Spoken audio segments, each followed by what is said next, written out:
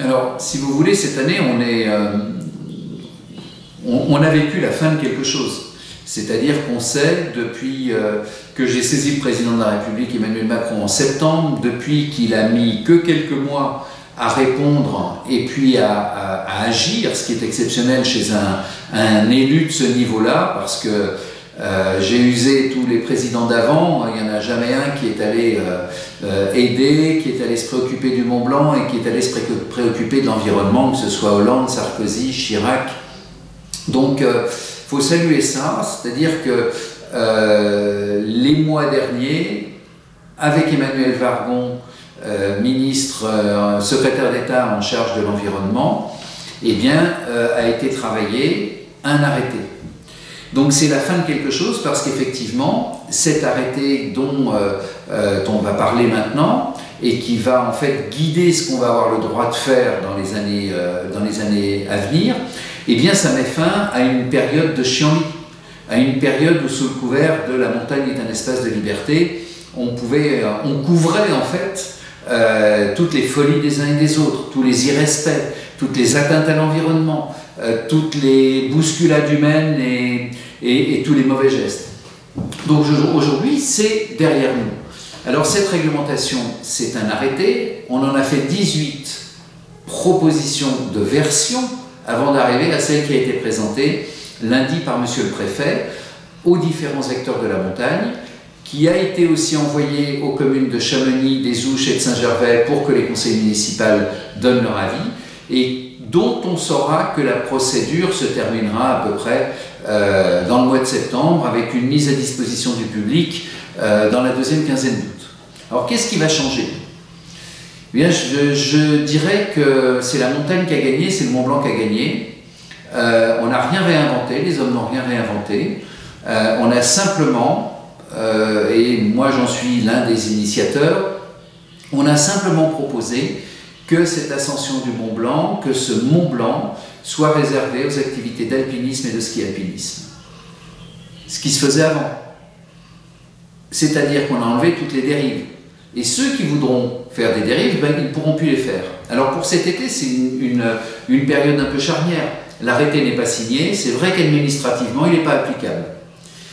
Mais par contre, j'ai inventé une autre façon de voir un arrêté, c'est son application morale. À partir du moment où tout le monde tout le milieu de la montagne, que ce soit les secouristes avec le PGHM, que ce soit les guides, que ce soit les collectivités de Chamonix, des Ouches et de Saint-Gervais, les gardiens de refuge, les associations environnementales, tout le monde, nous sommes d'accord sur cet arrêté. Et donc, au-delà de la procédure, moi je propose que nous tous, on s'engage moralement à en faire l'application. C'est vrai qu'on n'aura pas les outils coercitifs, mais on aura au moins la capacité de convaincre que demain tout a changé et que c'est le Mont Blanc qui va retrouver donc la paix, qui va être respecté, comme toutes celles et tous ceux qui vont faire son ascension ou qui vont jouir de cette nature exceptionnelle. Et concrètement, sur le terrain, alors, ça va donner quoi Alors, il ne peut y avoir de règles s'il n'y a pas de sanctions écrites et s'il n'y a pas de vérification. Alors, les sanctions, c'est celles des codes d'aujourd'hui. Les sanctions de demain, ben, ce sera des sanctions de 1 500 €, voire plus, parce que il y a des infractions qui sont pénalisables à des niveaux très élevés. Mais on aura le PGHM et les brigades blanches qui ont été créées l'année dernière par Saint-Gervais, qui vont être sur le terrain, qui le sont d'ailleurs depuis le 8 juin, et qui vont transmettre aux alpinistes cette bonne parole. C'est un peu nos ambassadeurs, ceux qui vont faire comprendre aux gens que on va faire que de l'alpinisme et du ski, et s'ils voient par mégarde des gens qui veulent à nouveau monter avec un rameur, avec un mât, avec un jacuzzi, avec ceux-là, on les convaincra par tous les moyens légaux à faire demi-tour et à renoncer à leur projet. Et les réservations est toujours obligatoire ? Réservation obligatoire, rien de changé. L'arrêté du préfet sur cet itinéraire est encore renouvelé cette année. réservation nominative obligatoire dans l'un des refuges ou au camp de base de Tétrousse, donc Nid d'Aigle, Tétrousse, Goutet, avec une gestion cette année qui est globale par Antoine Ratin, qui était le gardien du refuge du Goutet. Mais maintenant, il supervise la totalité des refuges de ce côté-là du Mont Blanc. Donc, rien de changé, mais après tout, quand vous réservez dans un hôtel, vous donnez votre nom. Bien, quand vous réservez au refuge de Tétrousse ou au refuge du Goutet, vous donnez votre nom aussi. Donc on n'a là non plus rien inventé. On ne fait simplement que transposer des règles que connaissent parfaitement les Français, les Européens ou les gens qui viennent d'ailleurs pour faire le Mont Blanc. Et pour le camp de base de Tétrousse, c'est renouvelé cette année alors? Alors cette année, dans l'arrêté du préfet, le camp de base de Tétrousse est effectivement remis avec une capacité de 50 personnes.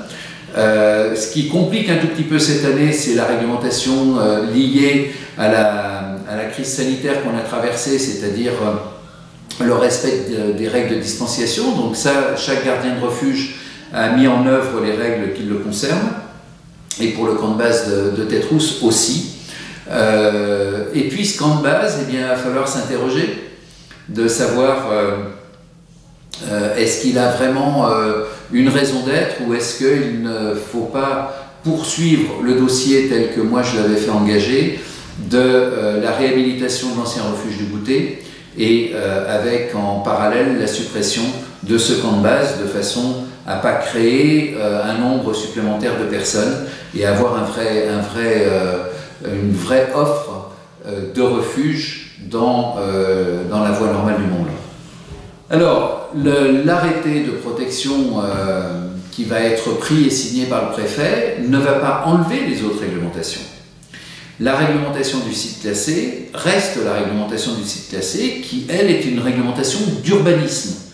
Et dans cette réglementation du site classé, qui est une réglementation nationale, il est écrit que toute forme de camping est interdite. Toute forme de camping est interdite. Voilà.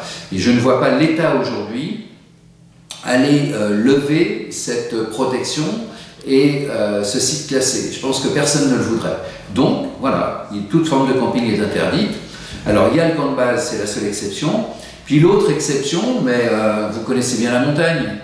Donc, quand on va faire une course et puis qu'on est pris par les conditions, par la fatigue, oui, monter une tente pour se protéger, c'est pas non plus péché. Mais ça ne veut pas dire qu'on officialise le bivouac. Ça veut dire que l'alpiniste sait et est conscient de ce qu'il faut faire, et c'est à lui de faire les bons gestes et de respecter la nature.